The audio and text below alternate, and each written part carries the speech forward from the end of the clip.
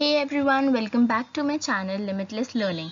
Guys, don't forget to like, share and subscribe to my channel and do hit the bell icon for more videos. Let's get started with another topic, that is undue influence.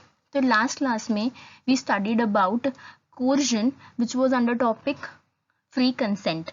That is when a person gives his consent or gives his acceptance which is caused by coercion, तो वो contract क्या बन जाता है, voidable. तो उसके अंदर हमने 5 cases पढ़े थे. First was coercion, second was undue influence, third was fraud, fourth misrepresentation and fifth was mistake. तो last class में we only studied about coercion. Now the topic is undue influence. Let's get started. The first meaning is under section 16. Coercion was under section 15. Under section 16 इसका meaning क्या है? According to section 16, a contract is said to be induced by undue influence. मतलब एक contract को हम कब कहते हैं कि वो undue influence से अफेक्ट हो चुका है, जब इसके अंदर दो कंडीशंस हैं या इसको आप दो essentials ही बोल सकते हो. First is when the relation subsisting between the parties, मतलब जो रिलेशन दोनों पार्टीज के बीच में एग्जिस्ट करता है वो इस तरह से है कि एक पार्टी की one of the parties is in a position to dominate the will of the other. वो उसकी विल को डोमिनेट करने की पोजीशन में है, उसकी विल को इन्फ्लुएंस या चेंज करने की पोजीशन में है, उसकी पोजीशन ऐसी है. एंड सेकेंड, एंड वो उस पोजीशन को यूज करता है to obtain an unfair advantages over other. तो फर्स्ट कंडीशन क्या हो गई कि उसकी डोमिनेंट पोजीशन है, एंड सेकेंड वो उस पोजीशन का फायदा उठाता है और अनफेयर एडवांटेज लेता है दूसरी पार्टी पे. ठीक है, तो इसका इफेक्ट क्या होगा? फ्री कंसेंट के अंदर कोई भी कॉन्ट्रैक्ट अगर हुआ है and it is affected by any 5 of the following जो हमने अभी डिस्कस किए, तो उस केस में कॉन्ट्रैक्ट हमेशा वॉइडेबल होता है eight the option of the aggrieved party. ठीक है, but it does not imposes any liability under IPC. अगर अनड्यू इन्फ्लुएंस की वजह से वॉइडेबल हुआ है तो उसकी लायबिलिटी आईपीसी के अंडर नहीं आती, जैसे हमने कोर्जन में पढ़ी थी. क्योंकि कोर्जन में था कि अगर कोई ऐसा एक्ट किया है which is forbidden by law तो वो आईपीसी के अंडर पनिशेबल भी है. पर यहाँ पे ऐसा कुछ नहीं होता, ये सिर्फ contract under Indian contract act ही उसको जो रेमेडीज मिलेंगी प्लेंटिफ को वही वहाँ पे वैलिड होती है. केसेस जहाँ पे पार्टी होल्ड्स डोमिनेंट पोजीशन, तो कौन कौन से केसेस हैं जिसमें जो जनरल केसेस हम जिनके अंदर हम लेकर आते हैं डिफरेंट केसेस को, तो कौन कौन से केसेस हैं जहाँ पे पर्सन की डोमिनेंट पोजीशन होती है? तो first is where he holds a real और apparent authority over the other. Second, fiduciary relationship होते हैं दोनों के बीच में, जहाँ पे पर्सन कॉन्ट्रैक्ट करता है, makes a contract with the person जो मेंटल कैपेसिटी जिसकी टेम्परली या परमानेंटली खराब हो चुकी है, उसकी एज की वजह से बहुत ज़्यादा बुजुर्ग हो गया है या बहुत ज़्यादा बीमार रहते हैं या किसी तरह की फिजिकल और मेंटल परेशानी है या किसी भी तरह का पेन है. तो इस केस में जो भी कॉन्ट्रैक्ट करता है, जो इस केस में डोमिनेंट पोजीशन होती है, जो पार्टी कॉन्ट्रैक्ट कर रही है उस जिसको मेंटली कोई प्रॉब्लम है, उसको मेंटली या फिजिकली प्रॉब्लम है. ठीक है, फर्स्ट हम इसमें डिस्कस करेंगे रियल और एपरेंट अथॉरिटी. जहाँ पे एक पर्सन की authority, where a person has authority, जिसकी एक अथॉरिटी होती है over the other contracting party, power होती है, वो सुपीरियर है और उसके पास पावर है उस सुपीरियर होने की. सुपीरियर के पास हमेशा ज़्यादा अथॉरिटी होती है, ज़्यादा पावर्स होती हैं दैन द सबॉर्डिनेट. तो इसलिए वो अपनी सुपीरियरिटी और अपनी पावर्स को यूज़ कर सकता है अपने सबॉर्डिनेट्स पे. लेकिन अगर वो पावर्स को इस तरह से यूज़ करता है कि वो अपनी पोजीशन का फायदा उठा के सबॉर्डिनेट की विल को, उसकी डिजायर्स को, उसकी इच्छा को मोल्ड कर सके, इन्फ्लुएंस कर सके और उससे उसको अनफेयर एडवांटेज हो रहा है, तो वो हम मानेंगे अनड्यू इन्फ्लुएंस. मतलब अगर कोई भी ऐसे कॉन्ट्रैक्ट करता है जिससे उसके सबॉर्डिनेट को नुकसान हो रहा है और वो उससे एडवांटेज गेन कर रहा है, तो वहाँ पे वो कह सकते हैं हम कि उसने अनड्यू इन्फ्लुएंस से उसका कंसेंट लिया है. इसके अंदर एग्जाम्पल्स कौन कौन से आते हैं? एम्प्लॉयर एंड एम्प्लॉय, ये एक लीगल कॉन्ट्रैक्ट में होते हैं कि employ is bound to do the work जो उसको एम्प्लॉयर उसको कह रहा है. Income tax officer and assessee, कभी कभी क्या होता है कि ये असेसी वो होता है जो इनकम टैक्स रिटर्न फाइल करता है, जो अर्न करता है और उसको रिटर्न फाइल करनी होती है. तो अगर कोई भी फॉल्ट करे, पहली बार तो फॉल्ट करना ही लॉ के अगेंस्ट है, लेकिन फिर भी इनकम टैक्स ऑफिसर क्या है, पैसे मांगते हैं, एक्स्ट्रा कमीशन मांगते हैं, एक्स्ट्रा पैसे मांगते हैं कि हम आपको छोड़ देंगे अगर आप हमें इतने पैसे दोगे. तो वो भी एक होता है, वो भी एक अनड्यू इन्फ्लुएंस के अंडर ही आता है. Next is fiduciary relation. Fiduciary relationship कौन सा होता है? जहाँ पे दोनों पार्टीज के बीच में जो रिलेशन है वो ट्रस्ट और कॉन्फिडेंस का है.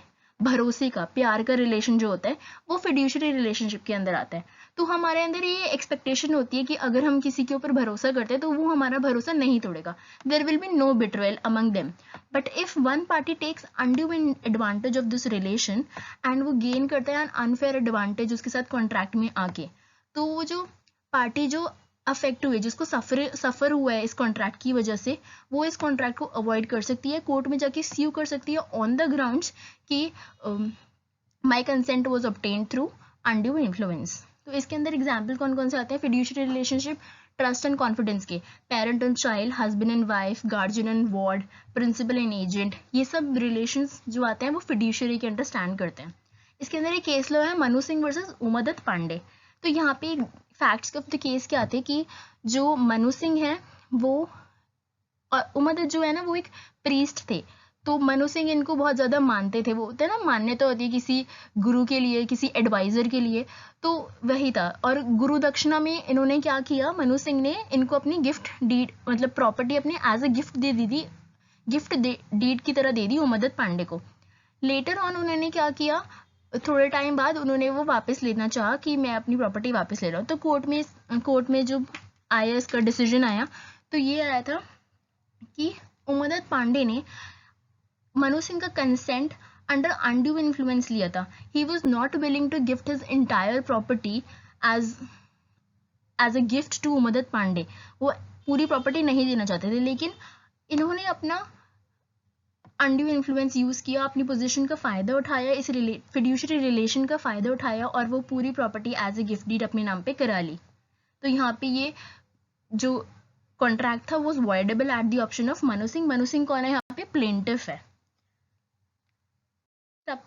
पर्सन इन मेंटल और बॉडीली डिस्ट्रेस, अ पर्सन जिसकी mental capacity has been affected on account of उसकी ओल्ड एज, इलनेस और मेंटल और bodily distress, and if any person comes into contract with such person to the prejudice of such person, मतलब वो उसके साथ contract में आ रहा है और वो कॉन्ट्रैक्ट में आने से उस पर्सन को जिस जो बीमार है उसको हार्म होगा। प्रीजुडिस मतलब हार्म होना। Such person there is deemed to be undue influence in it, मतलब वहाँ पे माना जाएगा कि वहाँ पे वो अनड्यू इन्फ्लुएंस की वजह से ही हुआ, और इसलिए इस तरह के कॉन्ट्रैक्ट्स को भी वॉइडेबल माना जाता है।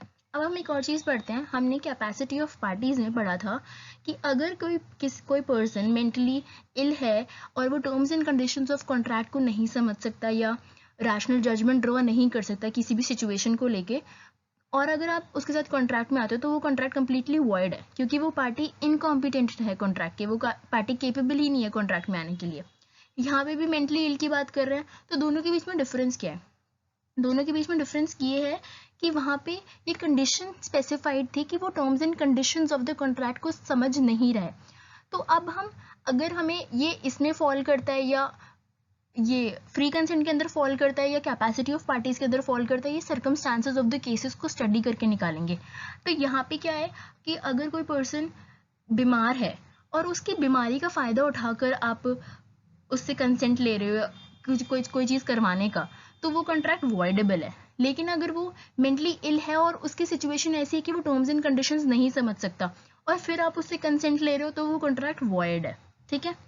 केस लो है Mercy Celine D'Souza versus Rene Fernandes. तो यहाँ पे ये क्या इसमें क्या डिपेंड इसमें क्या था, इसमें ये था कि जो प्लेंटिफ है दैट इज डिसूजा, वो बीमार थे बहुत ज़्यादा, और ये रेन फर्नांडिस उनकी डॉक्टर थी।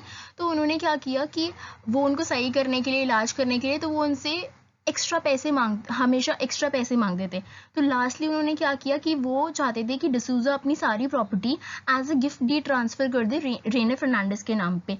तो लेटर ऑन ये हुआ था कि this is completely undue influence. Doctor और पेशेंट का रिलेशन जो होता है वो फिड्यूशरी होता है वैसे तो, पर यहाँ पे भी ये अनड्यू इन्फ्लुएंस है, क्योंकि वो उनकी मेंटल हेल्थ का और उनकी फिजिकल हेल्थ का फ़ायदा उठाकर वो उनसे इस तरह का अनड्यू एडवांटेज लेना चाहते हैं। बर्डन ऑफ प्रूफ, किसके ऊपर ये बर्डन लाए होता है कि ये प्रूफ करने का कि मेरा कंसेंट फ्री नहीं था। तो जनरली प्लेंटिफ के ऊपर ये बर्डन है कि उसको ये प्रूफ करना होता है कि मेरा कंसेंट फ्री नहीं था, it was affected by undue influence. लेकिन अंडर अनकॉन्शनेबल ट्रांजैक्शंस, अनकॉन्शनेबल ट्रांजैक्शंस मतलब अनरीजनेबल ट्रांजैक्शंस। ऐसी ट्रांजैक्शंस तो जनरली जो नहीं करेगा उस तरह की ट्रांजैक्शंस में क्या होता है, तो बर्डन ऑफ प्रूविंग वहाँ पे किसका होता है, बर्डन ऑफ प्रूविंग उसके ऊपर लाई करता है जिसकी डोमिनेंट पोजीशन रही होगी, जिसकी डोमिनेंट पोजीशन रही होगी उसको प्रूव करना है कि consent was not affected by undue influence. इसके अंदर केस लॉ है निको देवी वर्सेस किरपा। निको देवी वर्सेस किरपा में क्या होता कि जो निको देवी ये प्लेंटिफ है और किरपा जो है डिफेंडेंट है। निको देवी वाज अ चाइल्ड जिसके मदर और फादर दोनों की डेथ हो गई थी और ये अपने कज़न के यहाँ पे रहती थी, बचपन से वहीं पे रही है और वहीं पे पली बड़ी थी, वहीं पे पढ़ाई करी। उसके बाद उनकी शादी भी इन्होंने किरपा ने ही करी थी। तो उसके बाद उन्होंने क्या किया, निको देवी ने अपनी सारी प्रॉपर्टी जो उन्होंने इनहेरिट करी थी अपने पेरेंट्स से, वो सारी प्रॉपर्टी किरपा के नाम पे कर दी। लेटर ऑन वो इस प्रॉपर्टी को वापस चाहती थी, तो वो कोर्ट में गई कि मेरा consent was not free, it was affected by undue influence, क्योंकि इन्होंने मुझे ज़िंदगी भर पाला पोसा बड़ा किया, शादी की, सब कुछ मेरे लिए किया, तो इसलिए उन्होंने इस चीज़ का फ़ायदा उठाया। तो यहाँ पे जो बर्डन ऑफ, अब पूरी प्रॉपर्टी उन्होंने दे दी, कोई जनरली ऐसा नहीं करेगा कि अपनी पूरी प्रॉपर्टी को गिफ्ट दे देगा किसी को भी, ऐसे थोड़ा नहीं करेगा ना कोई। तो इसलिए यहाँ पे ये अनकॉन्शनेबल ट्रांजैक्शन ट्रीट किया एंड कोर्ट ने जो किरपा था उसके ऊपर ये बर्डन था ये प्रूव करने का कि निको देवी का कंसेंट फ्री था and it was not affected by undue influence. लेकिन Kirpa the defendant failed to prove that and Niko Devi को अपनी प्रॉपर्टी वापस मिल गई। Next is no undue influence. तो कौन सी सिचुएशन में अनड्यू इन्फ्लुएंस नहीं माना जाएगा, जहाँ पे कोई भी ट्रांजैक्शन अगर ऑर्डिनरी कोर्स ऑफ बिजनेस में हुई है तो, और अगर उस टाइम पे किसी पार्टी को कोई किसी तरह का डिसएडवांटेज हुआ भी है उस कॉन्ट्रैक्ट की टर्म्स की वजह से या उस कॉन्ट्रैक्ट में आने में तब वो अनड्यू इन्फ्लुएंस नहीं माना जाएगा। एग्जाम्पल क्या है कि ए बैंकर के पास जाता है, उसको लोन चाहिए होता है, लेकिन मनी मार्केट में बहुत ज़्यादा स्ट्रिंजेंसीज चल रही हैं, मतलब बहुत ज़्यादा तंगी हो रही है मनी मार्केट में। तो बैंकर बोलता है कि बैंकर रिफ्यूज़ करता है उसको लोन देने के लिए, और अगर लोन देगा तो वो हायर रेट ऑफ इंटरेस्ट पे देगा, मतलब बहुत high rate of interest charge करेगा वो अगर उसको लोन चाहिए, और ए एक्सेप्ट भी कर लेता है terms and conditions of loan और वो उसको लोन ग्रांट भी हो जाता है। तो अब यहाँ पे बताओ कि contract is influenced by undue influence और नॉट, यहाँ पे अनड्यू इन्फ्लुएंस है या नहीं है। तो इसका आंसर है कि नहीं, यहाँ पे अनड्यू इन्फ्लुएंस नहीं है। क्यों? क्योंकि बैंकर को पहली बात तो कोई अनफेयर एडवांटेज हुआ नहीं उसके साथ कॉन्ट्रैक्ट में आने के लिए। हाई रेट ऑफ इंटरेस्ट क्यों था? हाई रेट ऑफ इंटरेस्ट इसलिए था क्योंकि मनी मार्केट के अंदर तंगी चल रही थी। मनी मार्केट के अंदर तंगी मतलब कैश फ्लो है वो बहुत कम है, उसको कंट्रोल करने के लिए, कैश फ्लो बहुत ज़्यादा हो रहा है, उसको कंट्रोल करने के लिए उन्हें पैसे को रोक के रखना होगा, और पैसे को रोक के रखने के लिए ये है कि जो फ्लो ऑफ मनी है उसको कंट्रोल करें। फ्लो ऑफ मनी कंट्रोल होगा जब रेट ऑफ इंटरेस्ट हाई करेंगे वो, तो इसलिए यहाँ पे जो हाई रेट ऑफ इंटरेस्ट था वो मनी मार्केट में स्ट्रिंजेंसीज की वजह से था।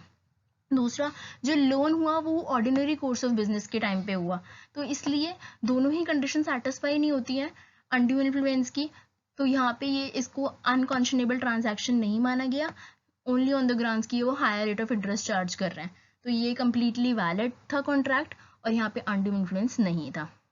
फॉर टुडे नेक्स्ट टॉपिक हम फ्रॉड अगली क्लास में पढ़ेंगे and bye bye till then.